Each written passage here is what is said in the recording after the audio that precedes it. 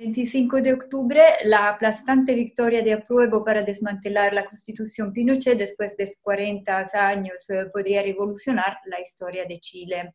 El referéndum en sí fue difícil de obtener debido a algunas limitaciones constitucionales. ¿Hay otras limitaciones que deben superarse para cambiar la Constitución? Sí, lamentablemente hay muchas dificultades y trabas que se han ido poniendo en el camino. En primer lugar, durante 40 años se nos dijo que era imposible cambiar esta constitución generada en la dictadura. Y sin embargo, cada vez que nos movilizábamos para hacer cambios, se volvía a decir que habían dificultades. Pero cuando el pueblo entero se movilizó y se asustaron los que están en el poder frente a la movilización general del país, quedó demostrado que sí se puede cambiar la Constitución, pero se requería voluntad política, y esa es la que nunca hubo. Pero cuando firman el acuerdo el 15 de noviembre entre algunas dirigencias políticas, dejando afuera al mundo social y al mundo de las organizaciones civiles, mujeres, pueblos originarios, trabajadores, estudiantes, cuando hacen ese acuerdo, ponen una serie de amarras y trabas que dificultan avanzar hacia una constitución como una mayoría de los chilenos ha manifestado que quiere. Esas trabas son, entre otras, el que se puso un quórum muy alto de 2/3 para la aprobación de cada uno de los artículos que se van a incluir en esa nueva constitución. En otras palabras, se le permite a 1/3 de los convencionales que bloqueen cualquier acuerdo que se quiera construir. Es decir, le da a 1/3 de los convencionales, que es el número que tiene la derecha y que saben que van a tener, un poco más de 1/3, la facultad de bloquear cualquier transformación profunda y estructural. Así que ahí hay una traba compleja, difícil, que puede significar que se trabaje por una nueva constitución, pero los cambios reales que se puedan introducir, derechos a la educación, a la salud, al agua, etcétera, queden muy limitados. Una segunda traba o dificultad tiene que ver con que el diseño electoral que se puso para elegir a los convencionales es una copia del sistema electoral para los parlamentarios y por lo tanto deja afuera o con muchas dificultades la posibilidad de elegir independientes.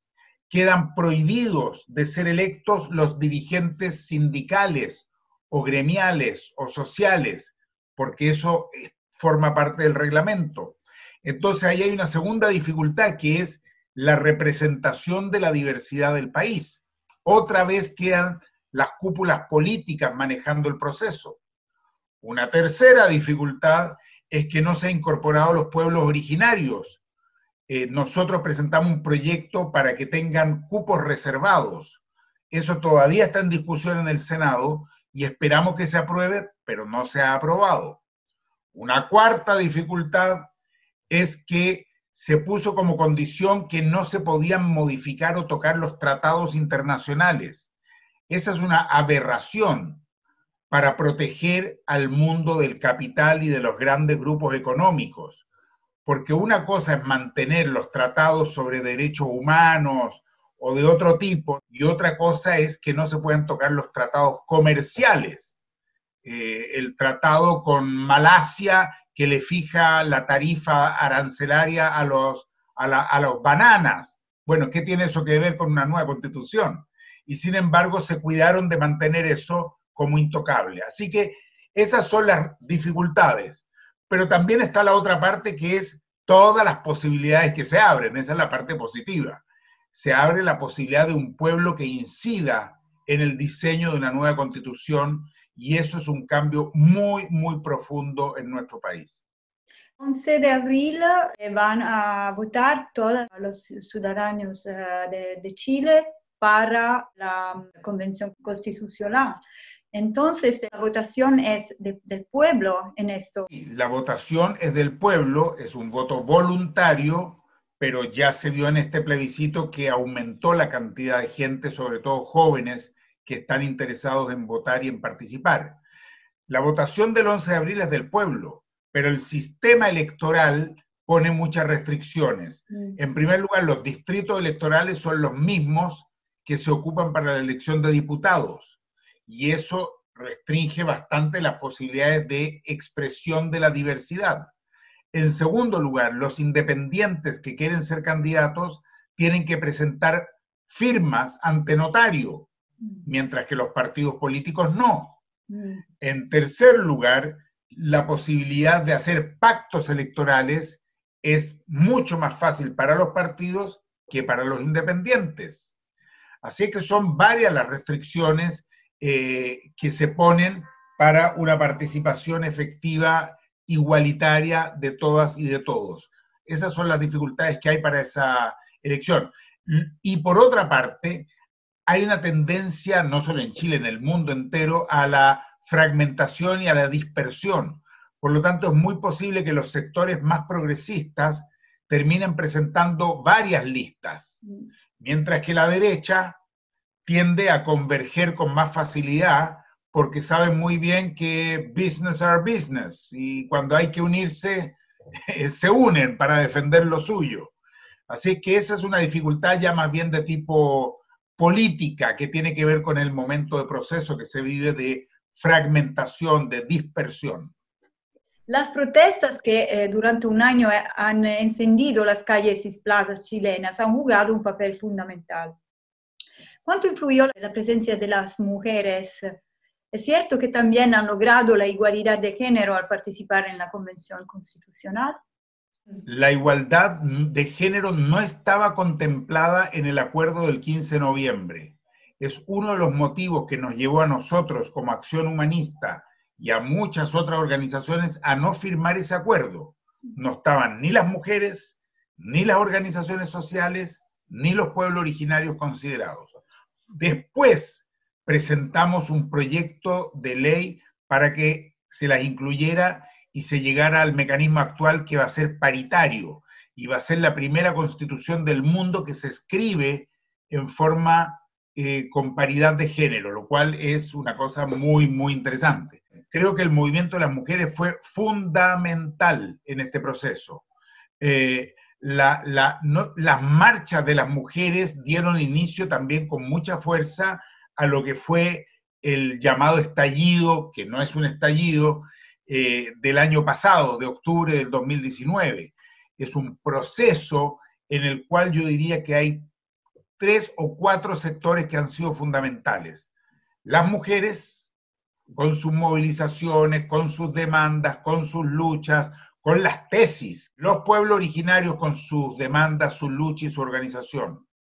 Los estudiantes, que el 2006 y el 2011 pusieron en marcha procesos que se han llamado acá Revolución de los Estudiantes, Revolución Pingüina se conocía, se llamaba. Y los movimientos medioambientales, que han levantado temáticas que no estaban anteriormente. Yo diría que esos 4 mundos, hay otros temas, los profesores, en fin, pero dentro de eso creo que el rol que han tomado las mujeres y los movimientos feministas y de mujeres en general han sido precursores de esta movilización que termina con una posibilidad de redactar una nueva constitución. Las mujeres han fundado también un partido de las mujeres en Chile. No, la verdad es que lo que han habido son intentos de creación de partidos. El año pasado se dio una explosión de intento de crear nuevos partidos, uno de los cuales era un partido de las mujeres. Ninguno de esos, hay 14 formaciones, ninguna de esas logró cumplir la etapa que le exige la ley. Así que no hay ningún partido nuevo. Después del cambio de constitucional, ¿será posible esto o el vínculo permanece? En una nueva constitución hay que cambiar muchas cosas.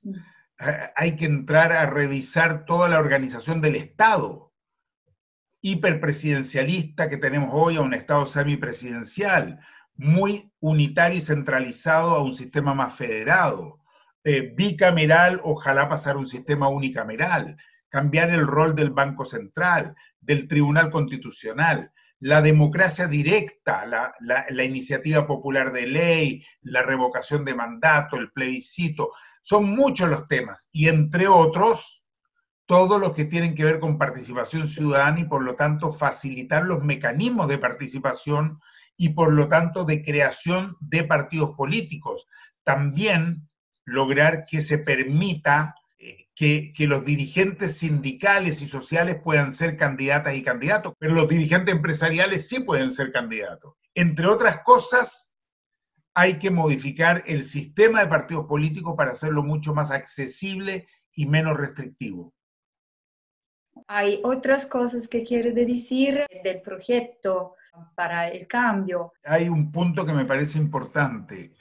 Ahora viene una etapa institucional en la cual una convención constitucional va a redactar una nueva constitución después que se los elija. Es un proceso institucional, pero acá lo fundamental ha sido el proceso de organización social y de movilización no violenta masiva. Ese proceso es fundamental que continúe.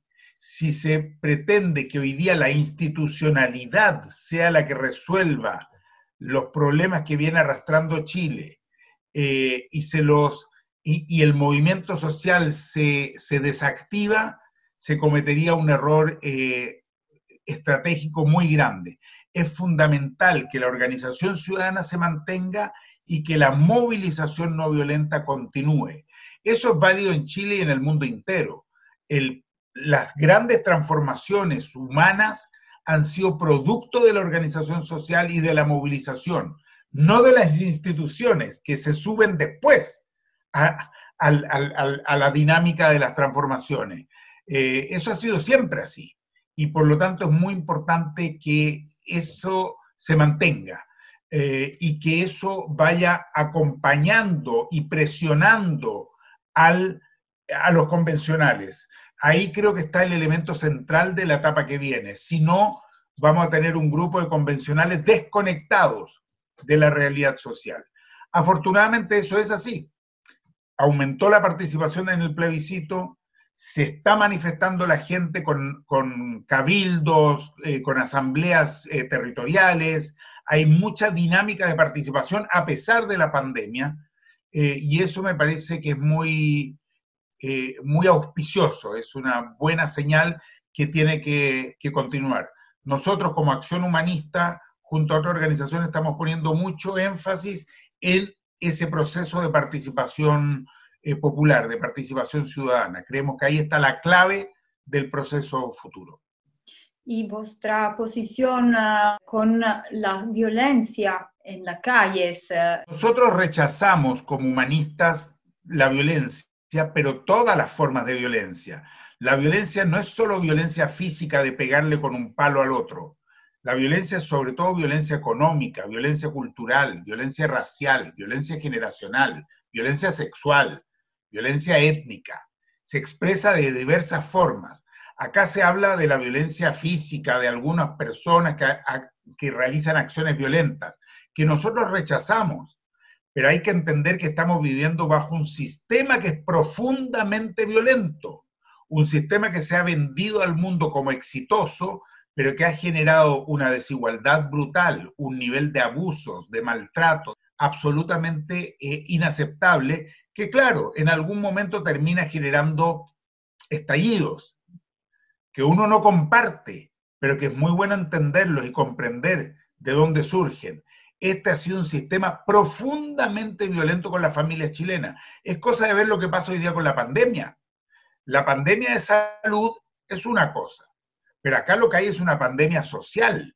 Es el desamparo de millones de familias que se las deja en el abandono y un gobierno que no tiene ninguna respuesta real que le permita a las familias salir adelante en esta situación. Eso es violencia.